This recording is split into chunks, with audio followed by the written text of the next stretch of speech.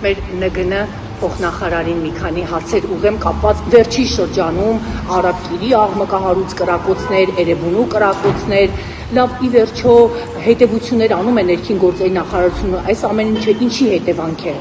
այս աղմկահարույց կրակոցներ, այսինքն ներողություն եմ խնդրում, տևական ժամանակ բոլորը գիտեն, որ Էրեբունու վարչական շրջանում բնակիչներն էին մեզ ասում, որ կա հստակ վայր, հավաքվում են հավաքատեղի եւ ըստ էության իրավապահ մարմինները աչք են փակում այդ հավաքատեղի դեմ եւ արդյունքում համապատասխան խումբը գալի եւ վրեժխնդրությունը լուծում է կրակելով այդ հավաքատեղի նկատմամբ։ Շնորհակալություն, նշեմ, որ հաստատությունների թիվը առաջին կիսամյակի դրությամբ նվազել է 1-ով, այդուհանդերձ այո ունեցել ենք վիճակագրությունն այլ բան է, ներողություն եմ խնդրում, բայց իրականությունն այլ բան է։ Եվ այո, մենք ունեցել ենք 2 հնչեղ դեպք եւ եթե չեմ սխալվում, երկուսով ունենք բացահայտում, այո դրանք մտահոգում են, այդ ուղղությամբ քայլեր ձեռնարկվում են, բայց պետք է նաեւ նշեմ, որ դեպքերի ըստեյության փոխանցման վիճակագրությունը այլ բան է, ասել ասել որ դեպքերի հնչեղությունը, դեպքերը հնչեղացնելն են մեկը։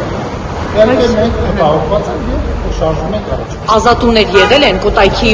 ոստիկանապետն ազատվել է։ Այս պահին ես Էրեբունու ոստիկանապետ։ Եթե չեմ սխալվում, Կոտայքի ոստիկանապետը ազատվել է աշխատանքից, Էրեբունու մասով տեղյակ չեմ, հանրով ցելացածից, բայց նաեւ նշեմ, որ սպանություններ չունենալուց աշխարհում որևիցե երկիր երաշխավորված բայց կարող են կանխել, չէ, ներողություն։ Եվ բազմաթիվ դեպքեր կանխվում են, նշեմ, որ միայն անցած տարի մենք 12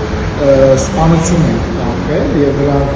արձանագրված փաստեր եւ նաեւ ուզում եմ նշել, իհարկե դրանցից յուրաքանչյուրը մեր համար մտահոգիչ է եւ քննարող, բայց նաեւ նշեմ, որ երաշխավորել, որ ընդհանրապես նմանատիպ դեպքեր չեն լինի, դա մի փոքր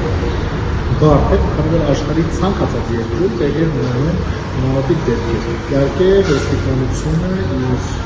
ջանքերը ներդրում է այսպիսի դեպքերի հնարավորինս շատ կանխատեսելի համար։